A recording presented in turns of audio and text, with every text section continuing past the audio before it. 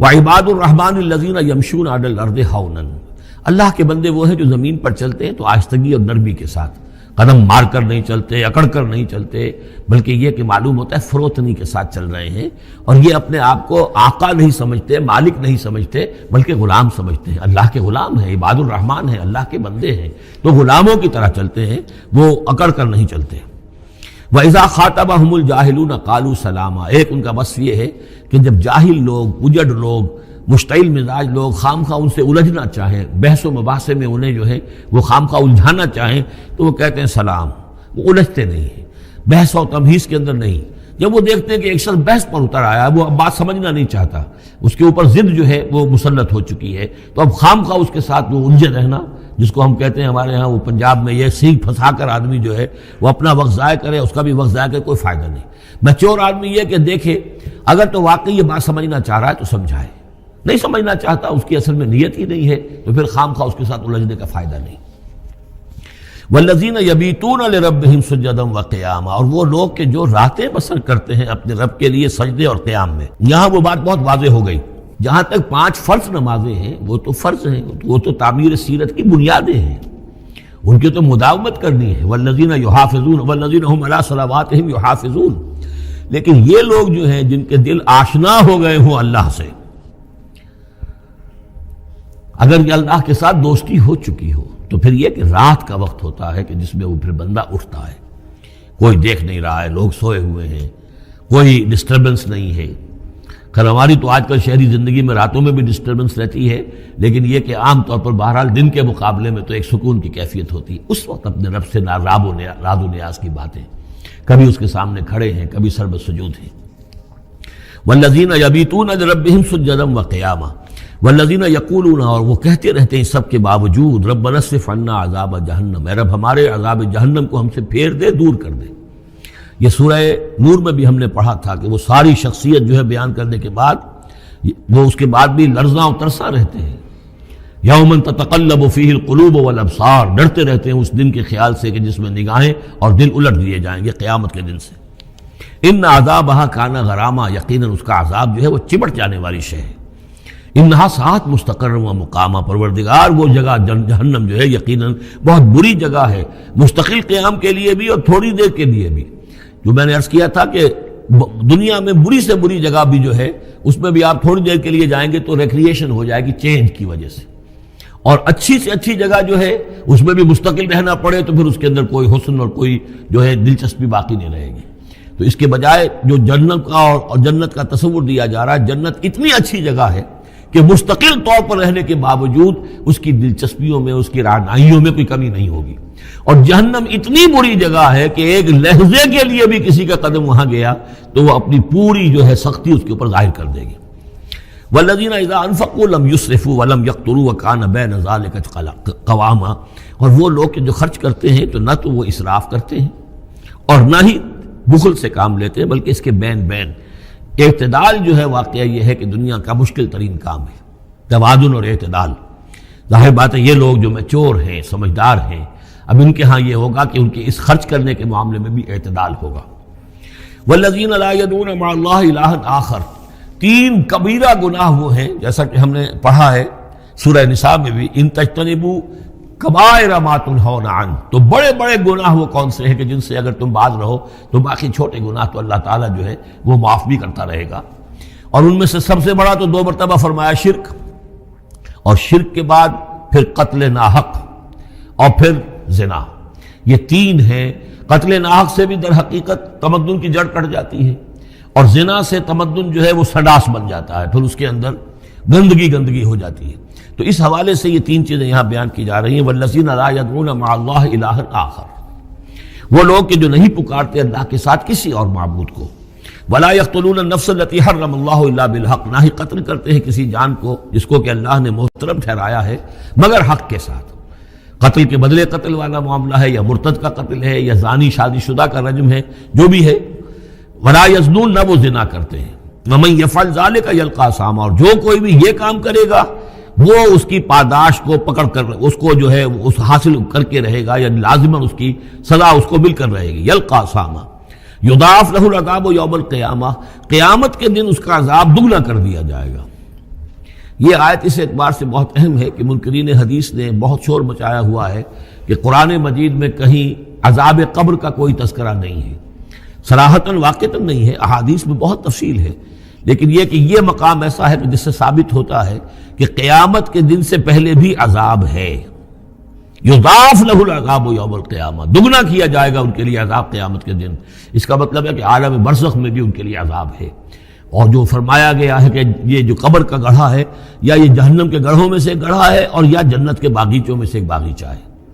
اور یا تو وہاں ایک کھڑکی کھول دی جاتی ہے جنت کی جہاں سے ٹھنڈی ہوائیں اور خوشبوئیں آتی رہتی ہیں، اور یا یہ کہ کھڑکی کھول دی جاتی ہے جہنم کی طرف جس سے آگ کی لپٹ اور گرمی جو ہے اور لو جو ہے وہ آتی رہتی ہے۔ یضاعف لہ العذاب یوم القیامہ، قیامت کے دن اس کے لیے عذاب دگنا کر دیا جائے گا، ویخلد فیہ مہانا، اور پھر وہ رہے گا اس عذاب میں ہمیشہ ہمیشہ۔ الا من تاب، ہاں استثناء ہے، استثناء یہ ہے من تابہ، جو جس نے توبہ کر لی دنیا ہی کے اندر موت کے آنے سے پہلے پہلے، ما لم یغرغر، الا من تابہ وآمن، اور ایمان لایا۔ گویا کہ جو شخص اس قسم کے گناہوں میں مبتلا ہوتا ہے چاہے وہ قانوناً کافر نہ ہو، حقیقتاً وہ کافر ہو جاتا ہے، ایمان اس کے دل سے نکل جاتا ہے، لہذا توبہ گویا کہ اثر نو ایمان لانے کے مترادف ہے۔ الا من تابہ وآمن وعمل عملا صالحا، اور وہ پھر عمل کرے نیک، فاولئک یبدل اللہ سیئاتہم حسنات، تو ایسے لوگوں کی برائیوں کو اللہ تعالیٰ نیکیوں سے بدل دیتا ہے۔ اس کے دونوں معنی ہے کہ توبہ کے نتیجے میں ایک تو نامہ اعمال میں جو اندراج ہوا تھا برائی کا وہ صاف ہو جائے گا اور اس کی جگہ نیکی کا اندراج ہو جائے گا، اور یہ معنی بھی ہے کہ زندگی میں اس دنیا میں توبہ کے نتیجے میں اخلاق جو ہے وہ پاک صاف ہو جاتے ہیں، دامن اخلاق کے دھبے دھل جاتے ہیں، اور انسان کا جو دامن کردار ہے پھر صاف شفاف ہو جاتا ہے۔ وَكَانَ اللَّهُ غَفُورًا رَحِيمًا، اور اللہ تعالیٰ غفور الرحیم ہے۔ وَمَن تَابَ وَعَمِلَ صَالِحًا، اب دوبارہ تکرار کی گئی، اور جو توبہ کرے اور پھر نیک عمل کرے، فَإِنَّهُ يَتُوبُ إِلَى اللَّهِ مَتَابًا، تو وہ ہے کہ جو توبہ کرتا ہے اللہ کی جناب میں جیسا کہ توبہ کرنے کا حق ہے۔ توبہ کی تسبیحیں ہو رہی ہوں، استغفار کی تسبیحیں ہو رہی ہوں، اور آیت کریمہ کے ختم ہو رہے ہوں 1.25 لاکھ کا اور لاکھ کا، لیکن حرام خوری جوں کی توں جاری ہو، وہ سارے غلط کام ویسے کہ ویسے جاری ہوں، وہ کوئی توبہ نہیں ہے، اس کا کچھ حاصل نہیں۔ والذین لا یشهدون الزور، اور وہ لوگ کہ جو جھوٹ کے پر موجود بھی نہیں رہتے۔ جھوٹ کی گواہی والی بات نہیں ہے یہاں،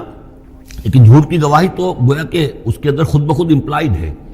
یعنی ان کے اندر صداقت اور حق کے ساتھ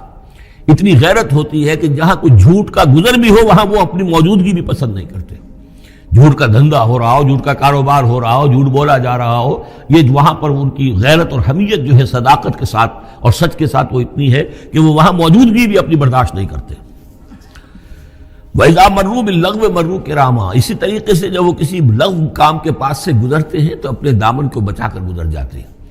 دیکھیے وہاں بھی تھا سورہ مومنین کو شروع کی آیات میں وَالَّذِينَ هُمْ عَنِ اللَّغْوِ مُعْرِضُونَ، کہ جو لغو سے اعراض کرتے ہیں، اور یہاں یہ کہ اس کے پاس سے اگر گزر ہو بھی جائے اتفاقاً، خود تو قصد کرنا جو ہے بہت دور کی بات ہے، اس کا کوئی امکان ہی نہیں، اتفاقاً آپ راستہ چل رہے ہیں اور دیکھ رہے ہیں کوئی مداری کا تماشا ہو رہا ہے، آپ کا کوئی ارادہ نہیں تھا، لیکن وہاں رکیے بھی نہیں، وہاں سے جو ہے اپنے دامن کو بچاتے ہوئے نکل جائیے۔ والذین اذا ذکروا بآیات ربہم، اور وہ لوگ کہ جن کو جب ان کے رب کے آیات کے ذریعے سے نصیحت کی جاتی ہے، سمجھایا جاتا ہے، لم یخروا علیہا صما وعمیانا، تو نہیں گر پڑتے اس پر بہرے اور اندھے ہو کر۔ اس کے بھی دونوں معنی ہیں، ایک تو یہ کہ مخالفت پر اندھے بہرے ہو کر کمر کس لینا جیسے کہ قریش کر رہے تھے، تو گویا کہ تعریض ہے، ان پر ایک طنزیہ انداز ہے یہ کہ یہ لوگ جس طریقے سے کر رہے ہیں وہ معاملہ اللہ کے بندوں کا نہیں ہوتا۔ لیکن یہ دوسری طرح یہ بات بھی ہے کہ آیات قرآنیہ کو بھی اندھے بہرے ہو کر تو نہیں پڑھنا ہے اور سننا ہے،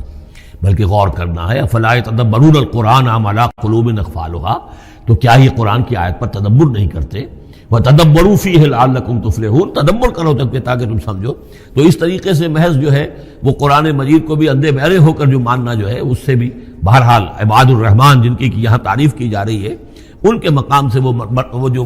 مقام ہے ان کے مرتبے سے فروتر ہے۔ وَالَّذِينَ يَقُولُونَ رَبَّنَا هَبْ لَنَا مِنْ أَزْوَاجِنَا وَذُرِّيَّاتِنَا قُرَّةَ أَعْيُنٍ، اور وہ لوگ جو کہتے ہیں کہ اے رب ہمیں اپنی بیویوں اور ہماری اولاد کی طرف سے آنکھوں کی ٹھنڈک عطا فرما، یعنی یہ کہ جس راستے پر ہم چل رہے ہیں ہماری اولاد ہمارے گھر والے بھی اسی راستے پر چلیں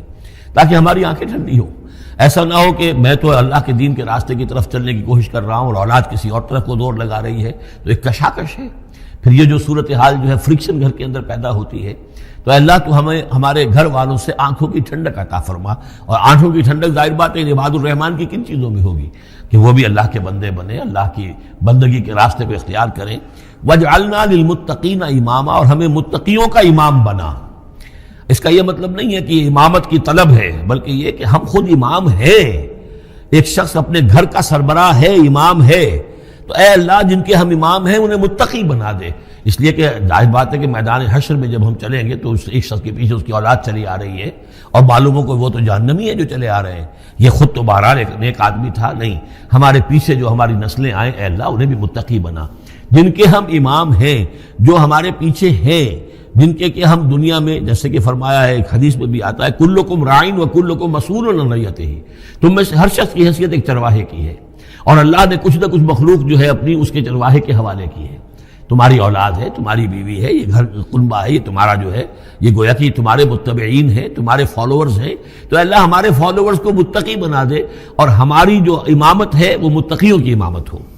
اولئک یجزون الغرفۃ بما صبروا، یہ وہ لوگ ہیں کہ جن کو بالا خانے ملیں گے ان کے صبر کی جزا میں،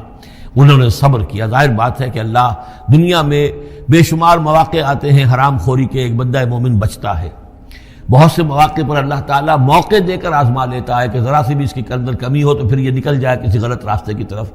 انسان جو ہے صبر کرتا ہے، جذبات کو روکتا ہے، اپنی خواہشات کو روکتا ہے، شہوات کو تھامتا ہے، ان تمام چیزوں کو سنبھال کر یہ سب گویا کہ پوری زندگی صبر ہے۔ تو بما صبروا اولئک یجزون الغرفۃ بما صبروا، یہ وہ لوگ ہوں گے کہ جنہیں بدلے میں ملیں گے بالا خانے جنت کے، ان کے صبر کے عوض۔ وَيُلَقَّوْنَ فِيهَا، ان کا استقبال کیا جائے گا وہاں جنت میں، ان بالا خانوں میں، تحیۃ وسلاما، سلام کے ساتھ اور دعاؤں کے ساتھ۔